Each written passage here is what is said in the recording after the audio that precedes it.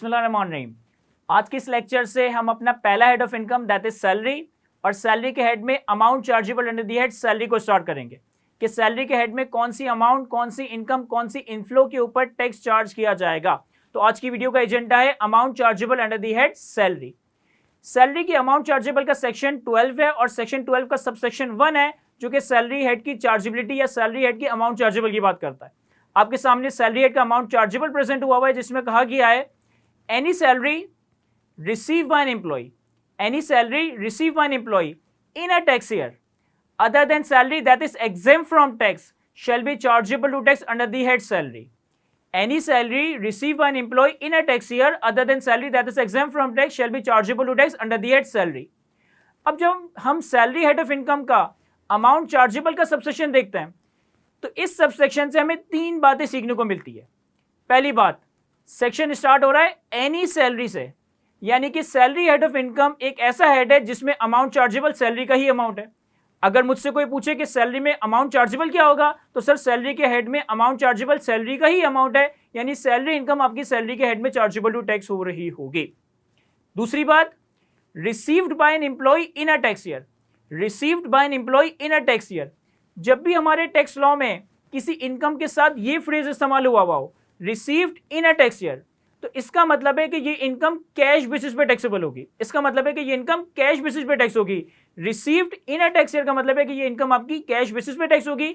जिस साल आप इनकम को एक्चुअली रिसीव करोगे, जिस साल आप आपकी इनकम रिसीव करोगे उस साल इस इनकम के ऊपर टैक्स चार्ज किया जा रहा होगा। जहां पे या जिस हेड ऑफ इनकम में एक्रूअल बेसिस की बात होगी वहां पे लिखा होगा रिसीव्ड और receivable for a tax year, received और receivable for a tax year. Received और receivable for a tax year का मतलब है कि ये particular head of income accrual basis पे काम कर रहा है।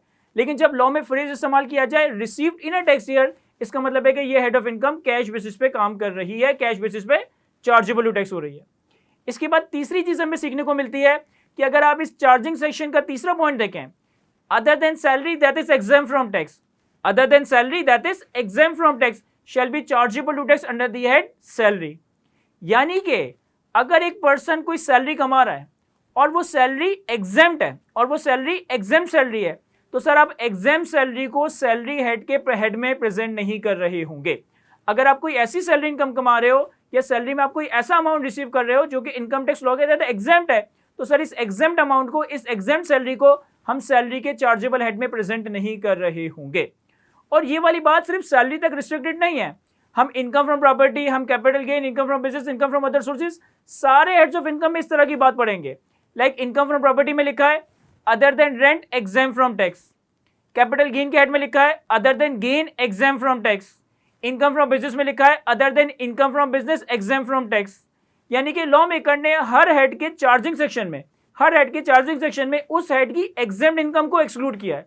यानी कि अगर मैं सैलरी में, कैपिटल गेन में, इनकम फ्रॉम प्रॉपर्टी में, इनकम फ्रॉम बिजनेस में और even income from other sources में कोई ऐसी इनकम, कोई ऐसा अमाउंट कमा रहा हूं जो कि लॉ के तहत एग्जेम्प्ट है, तो इस एग्जेम्प्ट अमाउंट को मैं चार्जेबल हेड में प्रेजेंट नहीं करूंगा बल्कि सेपरेटली एग्जेम्प्ट इनकम की हेडिंग में प्रेजेंट कर रहा हूंगा।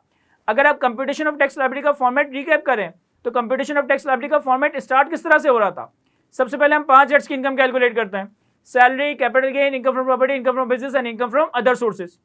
5 हेड्स की इनकम कैलकुलेट करने के बाद हम सेपरेटली एग्जेम्प्ट इनकम ऐड करते हैं तो हमारे पास टोटल इनकम बनता है। अगर आप टोटल इनकम की कैलकुलेशन देखो तो 5 हेड्स की इनकम और एग्जेम्प्ट इनकम को ऐड करते हैं तो हमारे पास टोटल इनकम बनता है। वो इसी वजह से कि हर हेड ऑफ इनकम के चार्जिंग सेक्शन ने अपने हेड की एग्जेम्प्ट इनकम को बाहर निकाल दिया है। यानी कि अगर सैलरी में कोई ऐसा अमाउंट है जो एग्जेम्प्ट है तो ये सैलरी में शो नहीं होगा, ये एग्जेम्प्ट इनकम में शो होगा। इनकम फ्रॉम प्रॉपर्टी में कोई ऐसा रेंट है जो कि एग्जेम्प्ट है तो फिर ये इनकम फ्रॉम प्रॉपर्टी में शो नहीं होगा, इसे हम एग्जेम्प्ट इनकम की हेडिंग में प्रेजेंट कर रहे होंगे। तो सेम इसी तरह से सैलरी में भी कहता है other than salary that is exempt from tax. तो सर सैलरी के चार्जिंग सेक्शन से हमें 3 बातें समझने को मिली। नंबर 1 कि सैलरी के हेड ऑफ इनकम में सैलरी का अमाउंट ही चार्जेबल टू टैक्स होगा। नंबर 2, सैलरी एक ऐसा हेड ऑफ इनकम है जो कि कैश बेसिस पे काम करता है, यानी कि जिस साल आप सैलरी एक्चुअली रिसीव करोगे उस साल ये सैलरी चार्जेबल टू टैक्स होगी। एंड नंबर 3, अगर सैलरी में कोई अमाउंट या कोई कंपोनेंट ऐसा है जो कि एग्जेम्प्ट है तो इस एग्जेम्प्ट सैलरी को हम सैलरी में प्रेजेंट नहीं करेंगे, इसे हम सेपरेटली एग्जेम्प्ट इनकम के हेडिंग में प्रेजेंट कर रहे होंगे। तो चार्जिंग सेक्शन कहता है any salary receive by an employee in a tax year other than salary that is exempt from tax shall be chargeable to tax under the head salary. अब यहां पे सवाल ये क्रिएट होता है कि सर सैलरी के हेड में सैलरी का अमाउंट तो चार्जेबल टू टैक्स होगा, लेकिन इस सैलरी का क्या मतलब है? क्या इस सैलरी की टैक्स लॉ में कोई डेफिनेशन प्रोवाइडेड है? The answer is yes. Income tax ordinance के सेक्शन 12 सबसेक्शन 2 में, इनकम टैक्स ऑर्डिनेंस के सेक्शन 12 सबसेक्शन 2 में सैलरी को बड़ा डिटेल में डिफाइन किया गया है। कोई हमारे पास 1-1.5 पेज की डेफिनेशन है इनकम टैक्स ऑर्डिनेंस के सेक्शन 12 सबसेक्शन 2 में, जिसमें सैलरी को डिटेल में डिफाइन किया गया है। लेकिन अगर मैं सैलरी की डेफिनेशन का क्रक्स या समरी देखूं तो वो आपके सामने प्रेजेंट हो रहा होगा। सैलरी की शॉर्ट डेफिनेशन या शॉर्ट समरी ये है, salary means any amount, any benefit, any perquisite. Salary means any amount, any benefit, any perquisite that is received by an employee from an employment, whether of revenue nature or capital nature. कोई भी amount, कोई भी benefit, कोई भी perquisite, कोई भी amount, कोई भी बेनिफिट, कोई भी परक्विजिट जो कि एक एम्प्लॉय रिसीव करे। कहां से रिसीव करे? एम्प्लॉयमेंट रिलेशनशिप से रिसीव करे, एम्प्लॉयमेंट अरेंजमेंट से रिसीव करे, फिर चाहे वो रेवेन्यू नेचर का हो, चाहे वो कैपिटल नेचर का हो। सर ये अमाउंट सैलरी, ये इनकम, ये रिसिट्स सैलरी कंसिडर की जा रही होगी। देखिए सैलरी की शॉर्ट से डेफिनेशन को थोड़ा और डिटेल में डिस्कस करते हैं। कहता है सैलरी मींस एनी अमाउंट। अब अमाउंट का क्या मतलब है? सर अगर एक एम्प्लॉय को अपने एम्प्लॉयर की तरफ से कोई अमाउंट दिया जाए, चाहे वो मंथली बेसिक सैलरी हो, चाहे वो बोनसेस हो, चाहे वो कमीशन हो, चाहे वो इंसेंटिव्स हो, चाहे वो मेडिकल अलाउंस के नाम पे पैसे दिए जाए, चाहे वो हाउस रेंट अलाउंस के नाम पे पैसे दिए जाए, यानी कि एम्प्लॉयर की तरफ से एम्प्लॉय को किसी भी नाम से, किसी भी मद में अगर मॉनेटरी अमाउंट दिया जा रहा है, अगर पैसे दिए जा रहे हैं, तो ये अमाउंट सैलरी कंसिडर किया जाएगा। एनी अमाउंट, कोई भी अमाउंट, फिर चाहे वो बेसिक सैलरी हो, इंसेंटिव हो, बोनस हो, कमीशन हो, या किसी और नाम से। इवन अगर एम्प्लॉयर अपने एम्प्लॉय को पैसा देकर उसको गिफ्ट का नाम दे रहा है कि भाई हम फला एम्प्लॉय को गिफ्ट दे रहे हैं, तो अगर वो गिफ्ट मॉनेटरी अमाउंट है, कैश में दिया जा रहा है, पैसों की मद में दिया जा रहा है, तो सर एम्प्लॉयर की तरफ से मिलने वाला हर अमाउंट सैलरी कंसिडर किया जाएगा। इसके बाद आ रहा है salary means any amount, benefit और परक्विजिट। सर बेनिफिट और परक्विजिट का क्या मतलब है? देखिए बेनिफिट और परक्विजिट में फॉर एग्जांपल एक एम्प्लॉयर अपने एम्प्लॉय को एक मोटर व्हीकल इस्तेमाल करने के लिए दे दे, एक एम्प्लॉयर अपने एम्प्लॉय को कोई फ्लैट या कोई प्रॉपर्टी इस्तेमाल करने के लिए दे दे, एक एम्प्लॉयर अपने एम्प्लॉय को अपनी कंपनी का कोई एसेट गिफ्ट कर दे, एक एम्प्लॉयर अपने एम्प्लॉय की मेडिकल या हेल्थ इंश्योरेंस करवा दे। सर बेनिफिट और परक्विजिट और अमाउंट में डिफरेंस समझिएगा। अमाउंट में आपको कोई मॉनेटरी अमाउंट दिया जाएगा किसी भी नाम से, किसी भी नोमेनक्लेचर से। बेनिफिट या परक्विजिट में आपको कोई मॉनेटरी अमाउंट नहीं दिया जा रहा, बल्कि आपको कोई बेनिफिट दिया जा रहा है। अगर एम्प्लॉयर मुझे मोटर व्हीकल प्रोवाइड कर रहा है तो ये एक बेनिफिट है, ये कोई अमाउंट नहीं है। अगर एम्प्लॉयर मुझे रहने के लिए घर दे रहा है तो ये एक बेनिफिट है। अगर एम्प्लॉयर मेरी या मेरी फैमिली मेंबर्स की हेल्थ इंश्योरेंस, मेडिकल इंश्योरेंस करवा रहा है तो ये एक बेनिफिट है। तो एम्प्लॉयर की तरफ से एक एम्प्लॉय को जितने भी सुख मिल रहे होंगे, चाहे फिर वो मॉनेटरी अमाउंट की मद में हो, चाहे फिर वो नॉन मॉनेटरी बेनिफिट या नॉन मॉनेटरी परक्विजिट की मद में हो, ये सारी चीजें सैलरी कंसिडर की जाएगी अगर ये एम्प्लॉयमेंट रिलेशनशिप में, एम्प्लॉयमेंट अरेंजमेंट के तहत मिल रहा है। तो salary means any amount, benefit और perquisite that is received by an employee from any employment, whether of revenue nature और capital nature, whether of revenue nature और कैपिटल नेचर। अब इसका क्या मतलब है? देखिए रेवेन्यू रिसिट्स को हम समझते हैं एक ऐसी रिसिट्स जिसका underlying economic benefit less than a year का हो, और कैपिटल रिसिट्स का मतलब है एक ऐसे रिसिट्स जिसका underlying economic benefit more than year का हो। यानी कि अगर मेरे पास कोई पैसे आ रहे हैं, मेरे पास कोई बेनिफिट आ रहा है जिसका अंडरलाइंग इकोनॉमिक बेनिफिट 1 साल से कम का है, दीज आर रेवेन्यू रिसिट्स। और अगर मेरे पास कोई इन्फ्लोज आ रहे हैं जिसका इकोनॉमिक बेनिफिट 1 साल से ज्यादा का है, तो इसे हम कैपिटल रिसिट्स कह सकते हैं। तो सैलरी की डेफिनेशन में कहता है कि एम्प्लॉयर की तरफ से मिलने वाला कोई भी अमाउंट, कोई भी बेनिफिट, कोई भी पर्क, फिर चाहे वो रेवेन्यू नेचर का हो, चाहे वो कैपिटल नेचर का हो। फॉर एग्जाम्पल अगर एक एम्प्लॉय अपने एम्प्लॉयर के पास रेगुलरली अपनी जॉब परफॉर्म कर रहा है और मंथ एंड पे उसे मंथली सैलरी पे की जाती है, तो ये मंथली सैलरी उस महीने की सर्विसेज के अगेंस्ट दी गई है, सर ये मंथली सैलरी रेवेन्यू रिसिट्स है। अगर एक एम्प्लॉयर अपने एम्प्लॉय के पास रेगुलरली काम कर रहा है और मंथ एंड पे उसका एम्प्लॉयर उसे मेडिकल अलाउंस दे रहा है या पूरे महीने कोई मोटर व्हीकल इस्तेमाल करने के लिए दे रहा है, तो सर ये ऐसे अमाउंट्स या ऐसे बेनिफिट्स हैं जिनका अंडरलाइंग इकोनॉमिक बेनिफिट 1 महीने का या 1 साल से कम पीरियड का है, सर ये रेवेन्यू रिसिट्स कंसिडर की जाएगी। इसी के कंपैरिजन में फॉर एग्जांपल एक एम्प्लॉयर एक एम्प्लॉयर के साथ 5 साल तक काम करता है, 10 साल तक काम करता है, 15 साल तक काम करता है, और 5 साल बाद, 10 साल बाद, 15 साल के बाद वो अपने एम्प्लॉयर रिलेशनशिप को टर्मिनेट कर देता है, वहां से रिजाइन कर देता है। तो रेजिग्नेशन पे, टर्मिनेशन पे जनरली इंप्लॉय को रिटायरमेंट का अमाउंट दिया जा रहा होता है, प्रोविडेंट फंड का अमाउंट दिया जाता है, ग्रेचुटी का अमाउंट दिया जाता है, पेंशन का अमाउंट दिया जाता है। अब जब आप किसी एम्प्लॉयर के साथ लॉन्ग टर्म रिलेशनशिप में होते हो और वहां से टर्मिनेट या रिजाइन करते हो, तो आपको जो प्रोविडेंट फंड, ग्रेचुटी या पेंशन के पैसे दिए जाते हैं, ये आपकी एक महीने या एक साल की सर्विसेज के नहीं, बल्कि जब से आपने एम्प्लॉयर को ज्वाइन किया था तब से लेकर आपकी रेजिग्नेशन डेट तक की सर्विसेज है, उसके अगेंस्ट आपको प्रोविडेंट फंड दिया जाता है, उसके अगेंस्ट आपको ग्रेचुटी दिया जाता है, उसके अगेंस्ट आपको पेंशन का अमाउंट दिया जाता है। यानी कि प्रोविडेंट फंड, ग्रेचुटी फंड और पेंशन के मिलने वाले जो पैसे हैं, उनके पीछे हमारी सालों की मेहनत, उनके पीछे हमारी सालों की इंप्लॉयमेंट सर्विसेज हैं। यानी कि ये एक ऐसे एसेट है जो कि कैपिटल एसेट है, तो ये भी सैलरी ही कंसिडर की जाएगी। आसान अल्फाजों में कोई भी अमाउंट, कोई भी बेनिफिट, कोई भी परक्विजिट जो कि एक एम्प्लॉय रिसीव करे एम्प्लॉयमेंट रिलेशनशिप में, फिर चाहे वो रेवेन्यू नेचर का हो, चाहे वो कैपिटल नेचर का हो, ये अमाउंट, ये बेनिफिट, ये पर्क सैलरी कंसिडर किया जाएगा। आपके एम्प्लॉयर की तरफ से आपको गालियों के अलावा जितने सुख मिल रहे हैं, चाहे वो पैसे की मद में मिल रहे हो, चाहे वो व्हीकल की मद में मिल रहे हो, चाहे वो हाउस की मद में मिल रहे हो, चाहे वो रिटायरमेंट पे प्रोविडेंट फंड की मद में मिल रहे हो, एम्प्लॉयर की तरफ से हमें जो कुछ मिल रहा है, जो कि हमें खुशियां दे रहा है, सर ये सारी खुशियां हमारे लिए सैलरी कंसिडर की जाएगी और सैलरी हेड ऑफ इनकम में चार्जेबल टू टैक्स हो रही होगी। अब जब हम सैलरी की डेफिनेशन देखते हैं तो यहां पे भी कुछ लीगल जार्गन्स या कुछ टर्म्स इस्तेमाल हुए हैं। फॉर एग्जांपल यहाँ पे एम्प्लॉय का टर्म इस्तेमाल हुआ है, फॉर एग्जांपल यहाँ पे एम्प्लॉयमेंट का टर्म इस्तेमाल हुआ है। तो एम्प्लॉय का क्या मतलब है, एम्प्लॉयर का क्या मतलब है, एम्प्लॉयमेंट किसे कहते हैं, इनकी डेफिनेशंस को भी देखते हैं। सर तो सबसे पहले एम्प्लॉय की डेफिनेशन देखते हैं। एम्प्लॉय की डेफिनेशन आपके सामने आ रही है। Employee means any individual engage in employment. Employee means any individual engage in employment. सबसे पहले अगर आप एम्प्लॉय की डेफिनेशन देखें तो ये मीन्स के लफ्ज़ से स्टार्ट हो रही है, यानी कि ये एक एक्सक्लूसिव डेफिनेशन है। और एक्सक्लूसिव डेफिनेशन के केस में अब हम भूल जाएंगे कि एम्प्लॉय का डिक्शनरी में क्या मतलब है, एम्प्लॉय प्रैक्टिकल लाइफ में हम किसको कहते हैं, हम सिर्फ लॉ की डेफिनेशन को देखेंगे। तो कहता है एम्प्लॉय मीन्स एनी इंडिविजुअल, यानी कि एम्प्लॉय एक नेचुरल पर्सन ही हो सकता है, कोई इंडिविजुअल ही हो सकता है। एओपी, कंपनी, फेडरल गवर्नमेंट और बाकी जो पर्सन्स थे ये एम्प्लॉय नहीं हो सकते। एम्प्लॉय कोई इंडिविजुअली होगा, यानी कि एम्प्लॉय कोई नेचुरल पर्सन नहीं होगा।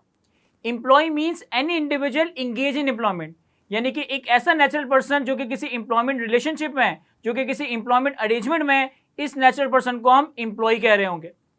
इसके बाद एम्प्लॉयर की definition, employer means any person who engages and remunerates an employee. Employer means any person who engages and remunerates an employee. अब एम्प्लॉयर की डेफिनेशन भी मीन्स से स्टार्ट हो रही है, यानी कि एक एक्सक्लूसिव डेफिनेशन है, लेकिन आ रहा है एम्प्लॉयर मीन्स एनी पर्सन, यानी कि एम्प्लॉयर जरूरी नहीं है कि इंडिविजुअल हो, ये इंडिविजुअल भी हो सकता है, ये कंपनी भी हो सकती है, ये फेडरल गवर्नमेंट भी हो सकती है, ये एओपी भी हो सकता है, और ये 7 तरह के पर्सन में से कोई पर्सन हो सकता है।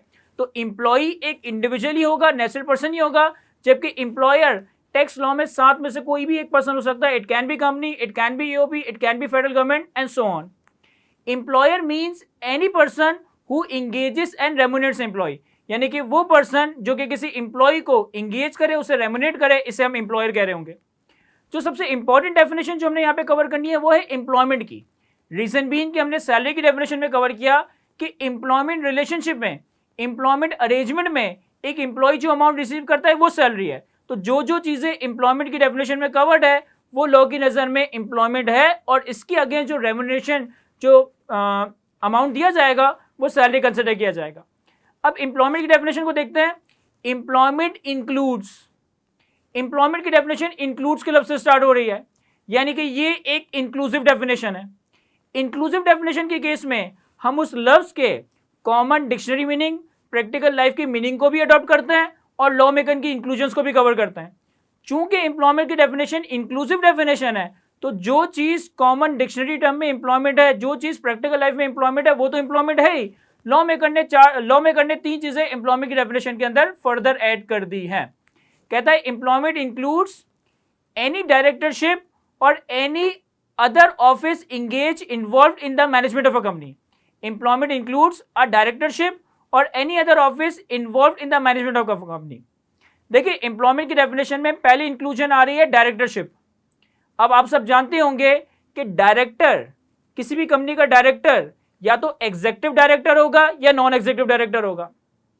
एग्जीक्यूटिव डायरेक्टर का मतलब है वर्किंग डायरेक्टर, यानी कि वो डायरेक्टर जो कि कंपनी का एम्प्लॉय है, जो कि कंपनी के ऑपरेशंस में, कंपनी के सिस्टम के अंदर, कंपनी के बिजनेस के अंदर अपनी इंप्लॉयमेंट ड्यूटीज फुलफिल कर रहा है, इससे हम एग्जीक्यूटिव डायरेक्टर, इससे हम वर्किंग डायरेक्टर कहते हैं।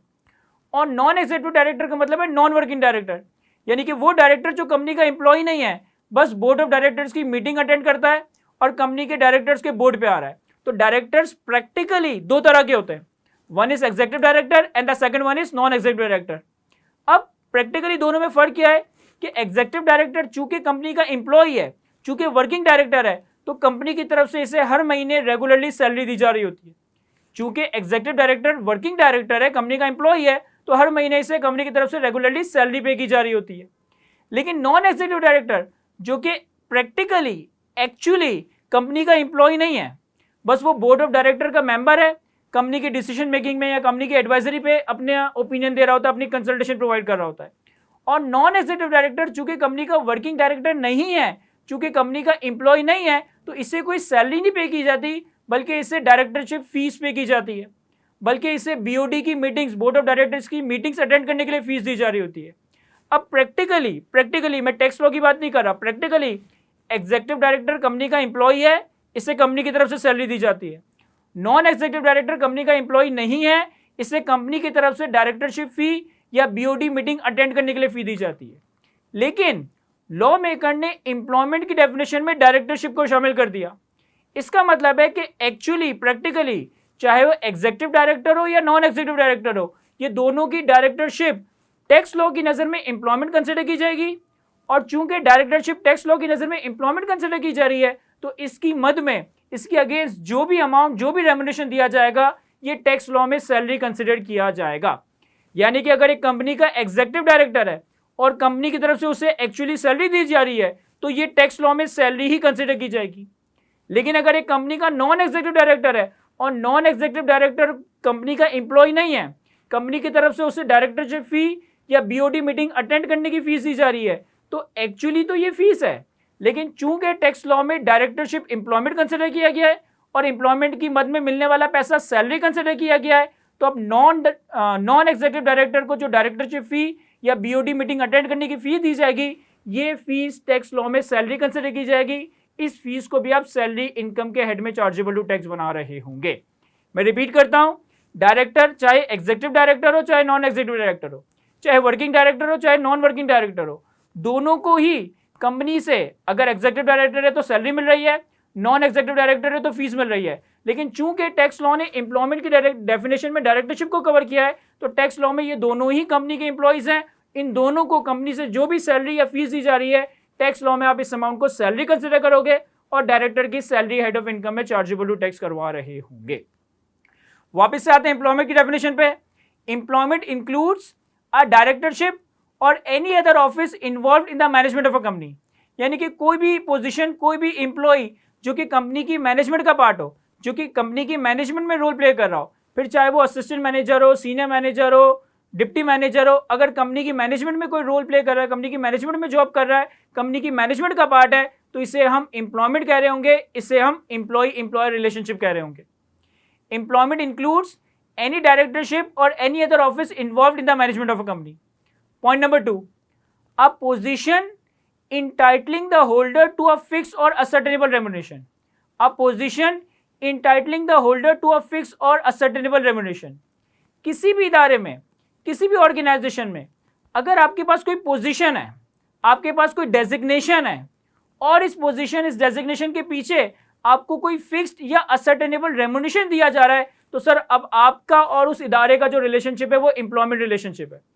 फॉर एग्जाम्पल, मुझे आईकेप की तरफ से एक असाइनमेंट मिलता है कि आपने आईकेप के स्टूडेंट्स की टेक्स्ट की कॉपीज को चेक करना है और हर कॉपी के अगेंस्ट आपको लेट से 500 का रेम्युनेशन दिया जाएगा। आईकेप मुझे अपॉइंट करता है एक असाइनमेंट के लिए कि आपने कैफ के टेक्स्ट के सब्जेक्ट्स की कॉपीज चेक करनी है और हर कॉपी के हम आपको लेट से 500 रुपये पर कॉपी दे रहे होंगे। तो क्या मैं आईकेप का एम्प्लॉय बन गया? The answer is no. Reason being कि मैं जितनी कॉपीज चेक करूंगा उस हिसाब से मुझे आईकेप 500 रुपये की फीस देगा, यानी कि मेरा जो रेम्युनेशन है वो डिटर्मिनेबल रेम्युनेशन है, number of copies multiply by 500। लेकिन मेरी आईकेप में कोई पोजीशन नहीं है, मुझे आईकेप ने पेपर चेक करने के लिए एक असाइनमेंट पे अपॉइंट किया है, सर मैं आईकेप का एम्प्लॉय नहीं कंसिडर किया जाऊंगा, इवन दो कि मेरा रेम्युनेशन तो फिक्स्ड है, इवन दो कि मेरा रेम्युनेशन तो असर्टेबल है, लेकिन मैं ICAP में कोई पोजीशन एंजॉय नहीं कर रहा। तो जरूरी है कि कंपनी में, आपकी ऑर्गेनाइजेशन में, इदारे में आपकी पोजीशन हो, डेजिग्नेशन हो और आपको फिक्स्ड या असर्टेनेबल रेम्यूनरेशन मिल रहा हो, यानी कि आप कंपनी के पेरोल पे आ रहे हो। आप कंपनी के पेरोल पे आ रहे हो तो फिर वो अमाउंट आपका एम्प्लॉयमेंट की मद में सैलरी कंसिडर किया जाएगा। अच्छा, यहाँ बात हो रही है फिक्स्ड या असर्टेनेबल रेम्यूनरेशन की। देखिए, जनरली जो एम्प्लॉयज होते हैं उनकी कोई ना कोई मंथली फिक्स सैलरी होती है, किसी की 50,000, किसी की लाख, किसी की 1.5 लाख, किसी की 2 लाख। लेकिन ऐसा भी हो सकता है कि रेम्यूनरेशन या सैलरी फिक्स ना हो, असर्टेनेबल हो। फॉर एग्जाम्पल, बैंक के या इंश्योरेंस कंपनीज के जो सेल्स के लोग होते हैं ना, जो कि बैंक के क्रेडिट कार्ड या इंश्योरेंस की पॉलिसी सेल करते हैं, जनरली इनकी फिक्स सैलरी ना होने के बराबर होती है या एट टाइम्स होती नहीं है। लेकिन जितने ये क्रेडिट कार्ड बेचते हैं, जितनी ये इंश्योरेंस पॉलिसीज बेचते हैं, उन क्रेडिट कार्ड और पॉलिसीज की बेसिस पे उनको कमीशन दिया जाता है। तो अब इंश्योरेंस की और बैंक का जो सेल्स स्टाफ है, उनका कोई फिक्स रेम्यूनरेशन नहीं है। पोजीशन तो वो एंजॉय करते हैं क्योंकि कंपनी के सेल्स स्टाफ है, इंश्योरेंस कंपनी का सेल्स स्टाफ है, लेकिन उनका रेम्यूनरेशन फिक्स नहीं है। उनका रेम्यूनरेशन असर्टेनेबल है कि भाई इतने कार्ड बेचोगे तो ये रेम्यूनरेशन मिलेगा, इतनी पॉलिसी बेचोगे तो ये रेम्यूनरेशन मिलेगा। तो आपकी कंपनी में कोई पोजीशन हो, कोई डेजिग्नेशन हो, आप कंपनी के पेरोल पे आ रहे हो और फिर आपकी जो सैलरी का अमाउंट है वो फिक्स्ड हो या डिटर्मिनेबल, असर्टेनेबल हो, तो आप एम्प्लॉयमेंट रिलेशनशिप में हो। और एम्प्लॉयमेंट की डेफिनेशन की थर्ड इंक्लूजन है दी होल्डिंग और acting in any public office. The holding और acting in any public office, ये फ्रेज बेसिकली गवर्नमेंट एम्प्लॉयज को कवर करता है। गवर्नमेंट के जितने भी एम्प्लॉयज है जो कि गवर्नमेंट के डिफरेंट ऑफिस में, गवर्नमेंट के डिफरेंट पब्लिक ऑफिस में काम कर रहे हैं, गवर्नमेंट की अम्ब्रेला में, ये सारे गवर्नमेंट के ऑफिशियल्स, ये सारे लोग जो कि पब्लिक ऑफिस होल्डर्स हैं, गवर्नमेंट के साथ एसोसिएटेड है, ये सारे लोग भी गवर्नमेंट के एम्प्लॉय कंसिडर किए जाएंगे। तो इंपॉर्टेंट डेफिनेशन इस प्रेजेंटेशन में, इस लेक्चर में एम्प्लॉयमेंट की है। रीजन बीइंग कि जहां पे टैक्स लॉ की नजर में एम्प्लॉयमेंट का रिलेशनशिप मीट होगा, वहां पे एम्प्लॉयमेंट की मद में मिलने वाला पैसा सैलरी कंसिडर किया जाएगा। कंपनी का डायरेक्टर, चाहे एग्जीक्यूटिव डायरेक्टर हो, चाहे नॉन एग्जीक्यूटिव डायरेक्टर हो, ये एम्प्लॉय है। कंपनी की मैनेजमेंट के लोग, चाहे असिस्टेंट मैनेजर हो, डिप्टी मैनेजर हो, मैनेजर हो, सीनियर मैनेजर हो, ये एम्प्लॉय है। कोई और पोजीशन कंपनी में, कोई और डेजिग्नेशन कंपनी में जिसके अगेंस्ट फिक्स या असर्टेनेबल रेम्यूनरेशन मिलता हो, ये कंपनी है, एम्प्लॉयमेंट है। और जितने भी गवर्नमेंट के एम्प्लॉयज है जो कि पब्लिक ऑफिस होल्ड करके बैठे हैं, वो सारे लोग गवर्नमेंट के एम्प्लॉयज कंसिडर किए जाएंगे। तो आज के इस लेक्चर में हमने सैलरी के हेड की अमाउंट चार्जेबल कवर किया। सैलरी के हेड की अमाउंट चार्जेबल में हमें ये सीखने को मिला कि सैलरी के हेड में सैलरी का ही अमाउंट टैक्स होगा। सैलरी को देखा तो सैलरी एक ऐसा अमाउंट, एक ऐसा बेनिफिट, एक ऐसा पर्क जो कि एम्प्लॉय रिसीव करे एम्प्लॉयमेंट रिलेशनशिप में, फिर चाहे वो रेवेन्यू नेचर का हो, चाहे वो कैपिटल नेचर का हो, इससे हम सैलरी कंसिडर कर रहे होंगे। आई होप ये सारी बातें मैं आपको अच्छे से एक्सप्लेन कर सका हूं। आज की इस गुफ्तगू को यहीं तक रखते हैं। Thank you.